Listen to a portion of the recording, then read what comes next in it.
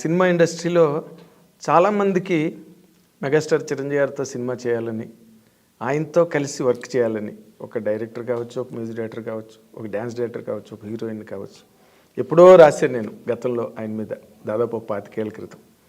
అందరి గమ్యం చిరంజీవి గారు అని. అలాంటి గమ్యాన్ని మీరు 2 చేతులతో పట్టుకున్నారు. How is your feeling about it? అంటే అది వి కాంట్ ఎక్స్ప్రెస్. అసలు ఊహించలేదు, అలా జరిగిపోయింది అంతే. అది అంతేనా? అంటే మిరాకిల్స్ అనేవి చెప్పి జరగవండి, జరిగిపోయిన తర్వాత తెలుస్తుంది మిరాకిల్ అని. మిరాకిల్ అని అలాగా అంటే మాలాంటి జర్నలిస్టులు చెప్తాం మిరాకిల్ లేదని. మీకు అప్పటికీ మిరాకిల్ అని తెలియదు, జరిగిపోయింది అలాగే. అసలు మీరు దాంట్లోనే ఉంటారు, ఆ క్లౌడ్లోనే. నేను ఒక ఇంటర్వ్యూలో ఎప్పుడో చెప్పాను అనమాట, లైక్ బింబిసార ఇంటర్వ్యూ జరుగుతున్నప్పుడు ర్యాపిడ్ ఫైర్ క్వశ్చన్స్ అడుగుతారు కదా. అవును. అడిగితే చిరంజీవి గారితో చేస్తే ఎలాంటి సినిమా చేస్తారు అంటే ఫ్యాంటసీ సినిమా అన్నాను. ఓ అప్పుడే అది నిజమైంది. అది నిజమైంది. మళ్ళీ అదొక ఇమీడియట్గా ఇంత త్వరగా వస్తుందని ఎక్స్పెక్ట్ చేయలేదు. ఓకే, అంటే మీ వైపు నుంచి ఏ ప్రయత్నం దాని పట్ల జరిగిందా అసలు? అది ఎలాగే సార్, చిరంజీవి గారిని రీచ్ అవ్వాలంటే చాలా ఉంటుంది సార్. అంటే ఒక ఫస్ట్ టైం డైరెక్టర్కి ఆ సినిమా తర్వాత కథ రాసుకుని ఆయన దగ్గరికి వెళ్ళాలి అంటే డెఫినెట్ గోల్ ఉంటుంది.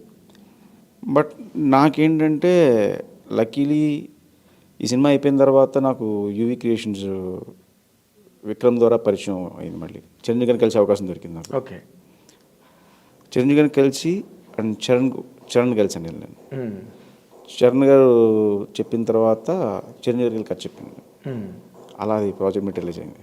ఓహో, యూవీ క్రియేషన్స్ విక్రమ్ నుంచి రామ్ చరణ్ గారి దగ్గర నుంచి చిరంజీవి గారు. ఓహో, తక్కువే జర్నీ కదా.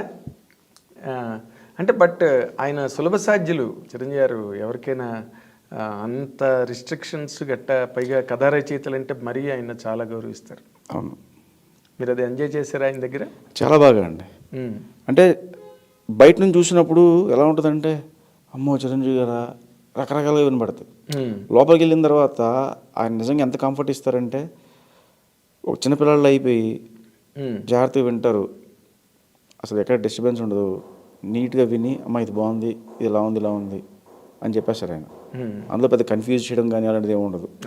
అంటే ఆయన నాకు ఫస్ట్ టైం వెళ్ళినప్పుడు ఒకటే మాట చెప్పారండి, అమ్మ కథ చెప్పడానికి వచ్చావు, నువ్వు చెప్తున్నది ఒక మెగాస్టార్ చిరంజీవి గారికి అనే విషయం మర్చిపో, నువ్వు హిట్ సినిమా తీసిన డైరెక్టర్ అనే విషయం మర్చిపోయి ఒక ఆడియన్గా ఒక ఫ్రెండ్కి ఎలా కథ చెప్తావు అలా చెప్పు, ఫ్రీగా ఉండు అని నాకు అనిపించింది. నేను చెప్తాను, ఇన్సిడెంట్గా అనిపిస్తాయి కదా, అలా నేను చెప్తాను, నచ్చితే ఇంప్లిమెంట్ చేయి, లేదు అంటే ఎందుకు నచ్చదు నాకు చెప్పే. సో అండ్ కాల్ నీదే లాస్ట్లో. ఓకే, ఆ ఫ్రీడమ్ ఇచ్చారండి నాకు ఆయన. అవునా? దానివల్ల ఆయనతో నాకు ఇంటరాక్షన్ కూడా చాలా బాగా కుదిరేది. ఆయన దగ్గరికి వెళ్ళినప్పుడల్లా 1 hour 2 hours స్పెండ్ చేయడం నేను అక్కడ, అంత బాగా జరిగింది. అదే ఒక హోమ్లీ ఫీలింగ్. అవును, కంఫర్ట్ ఇస్తారు ఫస్ట్. ఎస్, అది అందరూ ఎంజాయ్ చేసే అట్మాస్ఫియర్. ఒక జర్నలిస్ట్కి కానీ, ఒక డైరెక్టర్కి కానీ, ఒక రైటర్కి కానీ.